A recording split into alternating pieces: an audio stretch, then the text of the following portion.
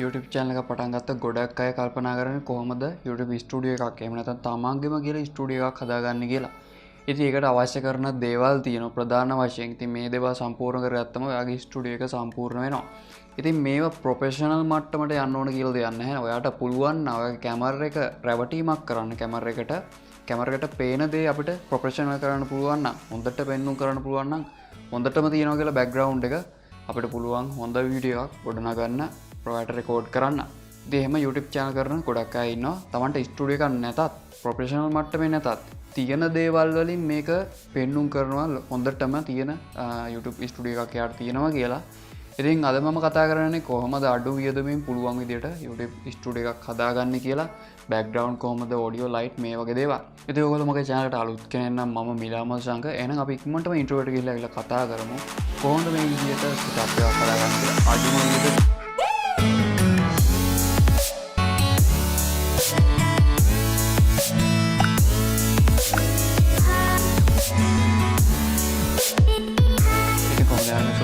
සාදරයෙන් පිළිගන්නවා නැවතත් මගේ YouTube channel එකට.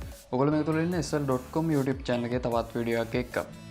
ඉතින් මේ YouTube ස්ටුඩියෝ එකක්. එහෙම නැත්නම් මේක ඔයාගේ කාමරේ වෙන්න පුළුවන්. එහෙම නැත්නම් වෙනම මේකටම ඔයා හදලා තියෙන්න පුළුවන් සමහර විට. නමුත් මං හිතන්නේ ගොඩක් වෙලාවට වෙනම ඇති කියලා. ඔයාගේ කාමරේ තමයි ගොඩක් වෙලාවට ඔයා ස්ටුඩියෝ එකක් කියලා හඳුන්වන්නේ. ඉතින් මේ දේ කරගන්න ඔයාට ප්‍රධාන වශයෙන් අවශ්‍ය වෙනවා මෙන්න මේ මම කියන දේවල් ටික. එකක් තමයි ඔයාගේ ඔඩියෝ එක. අනිත් එක වීඩියෝ එක, ලයිටිං, බෑග්ග්‍රවුන්ඩ් එක. ඉතින් මේ ටික එකතු වෙලා තමයි ඔයාට ස්ටුඩියෝ එක සම්පූර්ණ විදිහට හදා ගන්න පුළුවන් වෙන්නේ. ඉතින් අපි එකින් එක කතා කරමු කොහොමද මේක කරන්නේ සහ මේ ගැන මම වීඩියෝස් කරලා තියෙන ඒවා අනිවාර්යෙන්ම මම ඩිස්ක්‍රිප්ෂන් එකේ දාන්න. අපි ඉස්සෙල්ලාම ඔඩියෝ ගැන කතා කරමු. මේ ඔඩියෝ ගැන කතා කරද්දී අපිට මයික්‍රොෆෝන් අවශ්‍ය වෙනවා. ඔඩියෝ කියන්නේ මෙතන වොයිස් එක. ඉතින් මෙතෙන්දී අපිට පුළුවන් ෂොට්ගන් මයික් එකක්, එහෙම නැත්නම් ලැවලියර් මයික්‍රොෆෝන් එකක්, කන්ඩෙන්සර් මයික්‍රොෆෝන් එකක් වෙන්න පුළුවන්.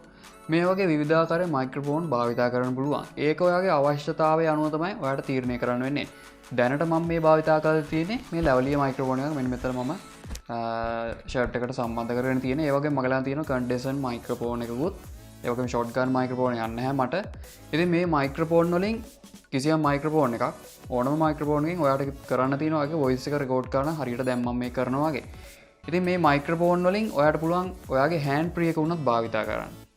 එහෙම නැත්නම් ඔයාලට හෙඩ්ෆෝන් එකක් තියෙනවා නම් භාවිතා කරන්න පුළුවන්. එහෙම නැත්නම් කැමරා එකට එන බිල්ට් ඉන් මයික් එක. කැමරා එක මෙතෙන්ද කිව්වම ෆෝන් එක වෙන්න පුළුවන්. එහෙම නැත්නම් වෙනත් ඩිවයිස් එකක් වෙන්න පුළුවන්. කොහොම හරි ඔඩියෝ රෙකෝඩ් වෙන්න ඕන. එහෙම නැත්නම් ඔයාලට eBay එකෙන් ඕඩර් කරලා ගෙන්නන්න පුළුවන්. ඩොලර් එකේ මයික්‍රොෆෝන් එකක් තියෙනවා. මේක මම හිතන්නේ දැන් සමහරවිට ප්‍රයිස් වෙනස් ඇති. නමුත් මේක හොඳ මයික්‍රොෆෝන් එකක්. ඒ කියන්නේ අපිට ගන්න පුළුවන් අඩුම වියදම මේක නම් මේකෙන් අපිට ඒ මයික්‍රොෆෝන් එකත් ප්‍රමාණවත් මග ළඟ දැනටත් පාවිච්චි වෙන අවුරුදු 5කට වැඩි. ඉතින් මේ මයික්‍රොෆෝන් එක ගොඩක් හොඳයි.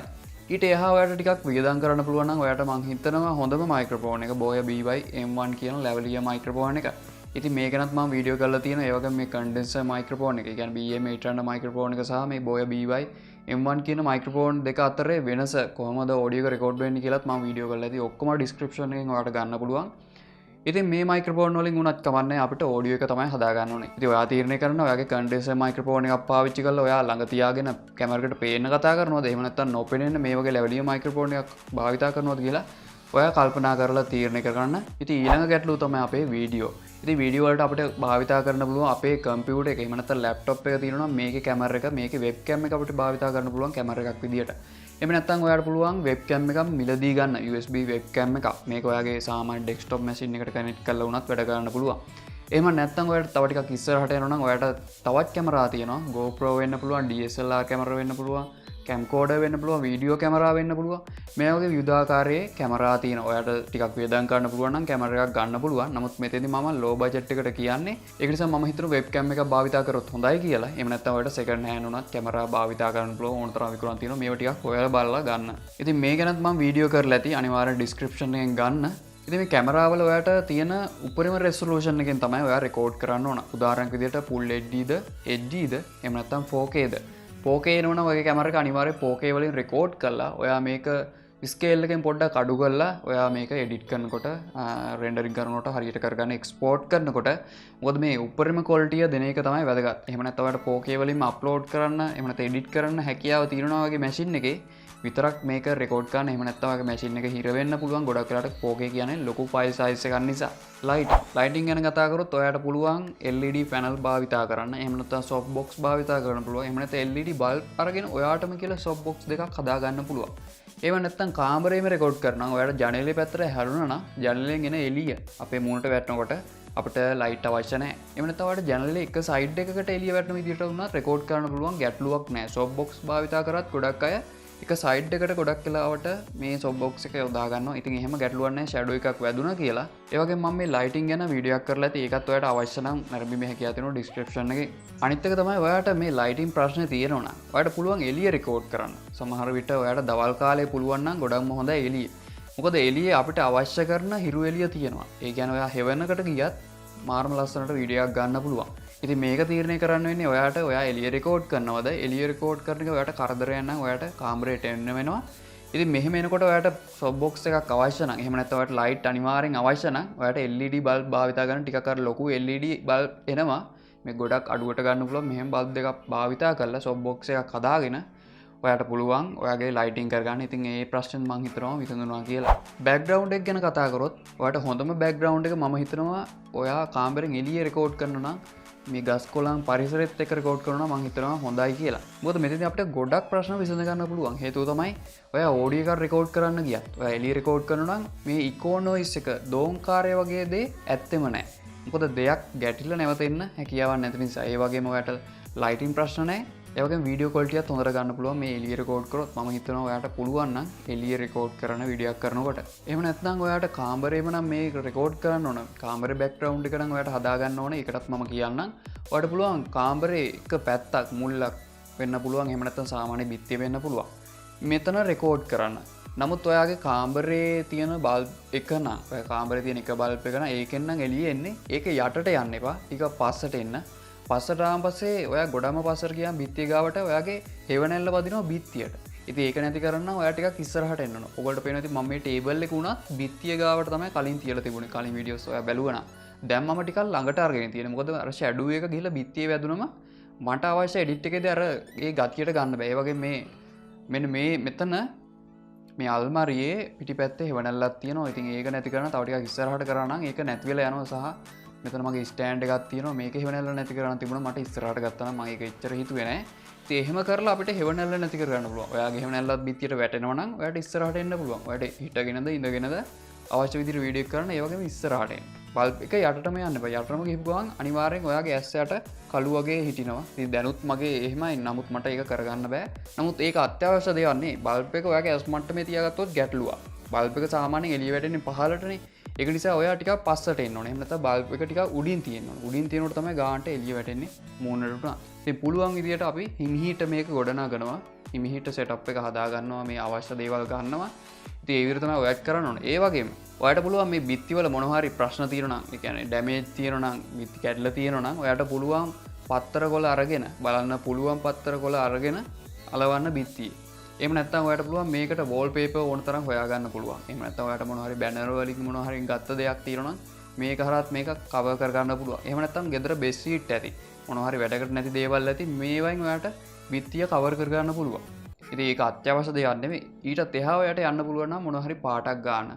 අලු පාටක් වගේ එහෙම නැත්නම් කළු පාටක් වගේ ඔයාට එඩිට් එකේදී ගොඩක් ලොකු උදව්වක් කරනවා මේ බිත්තියේ තියෙන කලර් එකක්. මම නම් මෙතන සුදු භාවිතා කරන්නේ. ඉතින් ඔයාලට කැමති නම් කලර් එකක් භාවිතා කරන්න පුළුවන්. එහෙම භාවිතා කරන් ගොඩක් අර වීඩියෝ ක්වොලිටි එක වැඩි වෙනවා. උදාහරණයක් විදිහට මම කිව්වා වගේ අලු පාට ගොඩක් හොඳයි. කළු පාට මේ වගේ භාවිතා කරොත් අර වීඩියෝ එකේ තියෙන ප්‍රොඩක්ෂන් ක්වොලිටි එක වැඩි කර ගන්න පුළුවන්. ඒ වගේම ඔයාගේ බෑග්ග්‍රවුන්ඩ් එකේ ලස්සන ගැන ඔයා හිතනවා නම් මම කියන්නම් ඒකට ක්‍රම කීපයක්. ඔයගොල්ලෝ පේනවා ඇති එලියක් වැටෙනවා මේ මගේ ටේබල් එකට එහා පැත්තේ. මෙතන මගේ රින් ලයිට් එකක් තියෙනවා. ඉතින් ඔයාලට ආලෝකකරණයේදී ඔයාලට රින් ලයිට් එකක් උනා භාවිතා කරන්න පුළුවන්. මේක මට ඒ දවස්වල ගෙනාපු මිල නම් මතක නැහැ. මම අනිවාර්යෙන් මේක වීඩියෝ එකක් කරලා තියෙනවා. ඒක ලින්ක් එක පහලින් මම දාන්නම්. ඉතින් එහෙම මම බිත්තියට ඒක වැටෙන විදිහට දාලා තියෙනවා. එතකොට එතන වෙන එලියක්. ඒ වගේ මේ පැත්තේ කිසිම එලියක් නැහැ. මම බලාපොරොත්තු වෙනවා මෙතනටත් එලියක් දාන්න. එතන නිල් පාටක් වගේ දැවුවොත් මම හිතනවා ලස්සනට එනවා කියලා. ඉතින් ඒ වගේ බෑග්ග්‍රවුන්ඩ් එක RGB ලයිට් වලින් ඔයාලට ලස්සන කරගන්න පුළුවන්. එතකොට වීඩියෝ ක්වොලිටි එක වැඩි වෙනවා. ඒ වගේම ඔයාලට මෙතන බොන්සායි ගහක් වගේ බලා ගන්න ලැබෙනවා. ඒක ප්ලාස්ටික් එකක්. මම ඒක AliExpress එකෙන් ඕඩර් කරලා ගෙන්න ගත්තා. මම ඒකේ කිසිම වීඩියෝ එකක් කරේ නැහැ. ඒකේ තරම් වැදගත් දෙයක් නොවන නිසා. ඉතින් ඕගොල්ලන්ට පුළුවන් මේ වගේ ප්ලාස්ටික් දේවල් ගන්න. අරගෙන ඔයාගේ බෑග්ග්‍රවුන්ඩ් එක පාට පාට දේවල් නිල් පාට එකතු වෙච්ච රතු පාට වෙන්න පුළුවන්. කොළ පාට මේ වගේ දේවල් අරගෙන ඔයාගේ බෑග්ග්‍රවුන්ඩ් එකේ තියෙන ඒ ක්වොලිටි එක වැඩි කරගන්න. පාට පාට දේවල් තියන්න. මොනවා හරි බාණ්ඩ වෙන්න පුළුවන් පාට පාට දේවල් තියෙන. එතකොට ගොඩක් වැඩි කරගන්න පුළුවන් ප්‍රොඩක්ෂන් ක්වොලිටි එක. ඒ වගේම මේ මොනිටරේ මම භාවිතා කරේ මොකද නිකම්ම බෑග්ග්‍රවුන්ඩ් එකේ හිස්ව තියන්නත් බෑ. ඒ වගේම මම හිතුවා බෑග්ග්‍රවුන්ඩ් එකට මොනවා හරි දෙයක් එකතු වෙන්න ඕන නිසා මේ වගේ කම්පියුටර් එක තියලා මොනිටර් එක තියලා තව ටිකක් මේක වෙනසක් කරන්න ඕන කියලා. ඒ වගේ මම මෙතන තියුවා ස්ටෑන්ඩ් එකක්. මොකද එතන හිස් බවක් තියෙනවා. හිස් බව නැති කරන්න තමයි නිතරම මම උත්සාහ කරන්නේ.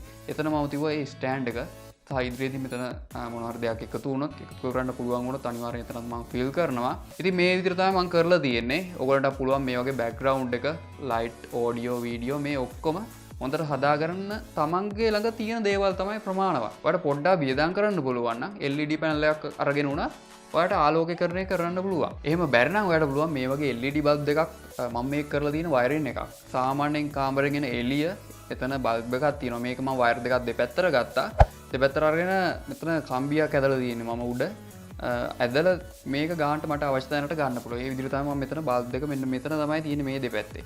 මොකද මේ පැත්තෙන් වදිනකොට එළියක් ෂැඩෝ එක මෙහෙ හිටිනවා. ඒක නැති වෙන්න තව එළියක් ඕන. ඒ වගේ මේ තියෙන දුර පොඩ්ඩක් වෙනස් කරනවා. මොකද මේ පැත්තෙන් එළිය වැටෙනකොට මේ පැත්තේ පොඩි හරි ෂැඩෝ එකක් හිටිනවා. ඒ වගේ මේ පැත්තේ එළිය වැටෙනකොට මේ පැත්තේ පොඩි ෂැඩෝ එකක් හිටිනවා. මේක අඩු කරන්න නම් ඔයාලට සුදු පාට shopping cover වගේ භාවිතා කරනවා. සුදු පාට රෙද්දක් භාවිතා කරොත් මේක තව ටිකක් අඩු වෙනවා. ඉතින් edit එකේදී පුළුවන් ඔයාලට ගොඩක්ම හොඳ output එකක් ලබා ගන්න මේ තියෙන දේවල් එක්ක. ඉතින් ඔන්න ඔය විදිහට තමයි මම setup එක හදලා තියෙන්නේ. මම ඇත්තම කිව්වා මගේ YouTube ස්ටුඩියෝ එකේ නැත්නම් මමගේ කාමරේ මම රෙකෝඩ් කරන්නේ මොන වගේ දේවල්ද තියෙන්නේ සහ මම මොනවද කරන්න කියලා තමයි ඔයගොල්ලෝ කිව්වේ. ඉතින් ගොඩක් වෙලාවට ඔයාලට හැම වෙලාවෙම කාමරේ රෙකෝඩ් කරන්න බැරි වෙන්න පුළුවන්. කරන්ට් එක නැති වෙන්න පුළුවන්. මේ වගේ වෙලාවකට ඔයාලට එළියේ හරි රෙකෝඩ් කරන්න වෙනවා. ඉතින් යාළුවෝ මොකද හිතන්නේ වීඩියෝ එක ගැන? අනිවාර්යෙන් වීඩියෝ එක හොඳ නම් ලයික් එකක් දාන්න, subscribe කරන්න, ඔයාලා මගේ channel එකට අලුත් කෙනෙක් නම් ඒ වගේ මීට හැපෙත් තියෙන bell icon click කරලා notification on කරගත්තොත් තමයි ඔයාලට මේක තවත් වීඩියෝ upload වුණ ගමන් publish වුණ ගමන් ඔයාලට බලා ගන්න ලැබෙන්නේ. ඒ වගේම share කරන යාළුවන්ට බලා ගන්න, comment කරන මේ වීඩියෝ එක පිළිබඳ ප්‍රශ්න, යෝජනා, චෝදනා හැමදේම පහළ comment section එකේ අපි කතා කරමු. ඒ වගේම මේ වගේ තවත් වීඩියෝ එකකින් හමු වෙනතුරු සුබ දවසක්.